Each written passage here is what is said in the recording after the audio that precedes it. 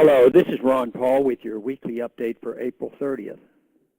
This month, Veterans Affairs Secretary Eric Shinseki announced the addition of some 1,900 mental health nurses, psychiatrists, psychologists, and social workers to its existing workforce of 20,000 mental health staff in an attempt to get a handle on the epidemic of suicides among combat veterans.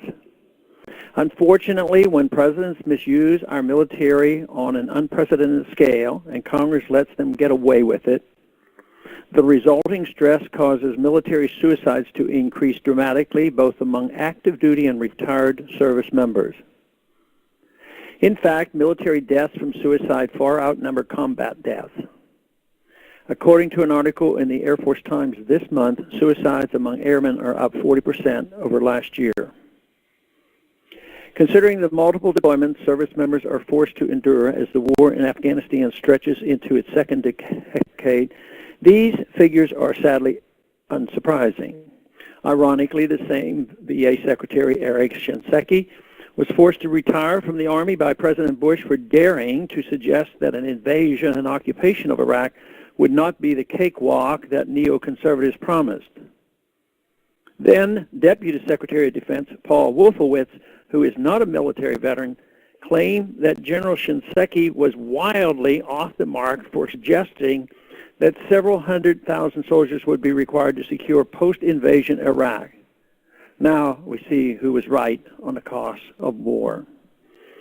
In addition to the hidden human costs of our seemingly endless wars are the economic costs. In 2008, Nobel Prize-winning economist Joseph Stiglitz wrote, "The $3 million war, the true cost of Iraq conflict." Stiglitz illustrates that taking into account the total cost of the war, including replacing military equipment and caring for thousands of wounded veterans for the rest of their lives, the Iraq war will cost us orders of magnitude greater than the $50 billion promised by the White House before the invasion. Add all the cost of Afghanistan into the mix, wrote Stiglitz, and the bill tops $7 trillion. Is it any wonder why our infrastructure at home crumbles, healthcare is more expensive and harder to come by, and unemployment together with inflation continues their steady rise? Imagine the productive power of that $7 trillion in our private sector. What could have done were it in private hands? What may have been discovered? What diseases might have been cured? What might have been built? How many productive jobs created?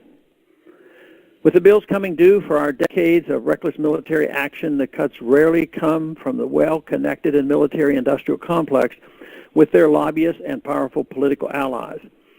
In President Obama's 2013 budget, true strength is to be cut significantly while enormously expensive and largely superfluous weapons systems emerge essentially unscathed.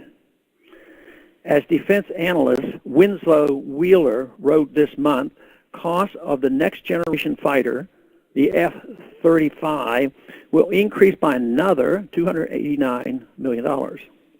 This despite the fact that the fighter is badly designed and already outdated, a virtual flying piano, writes Wheeler.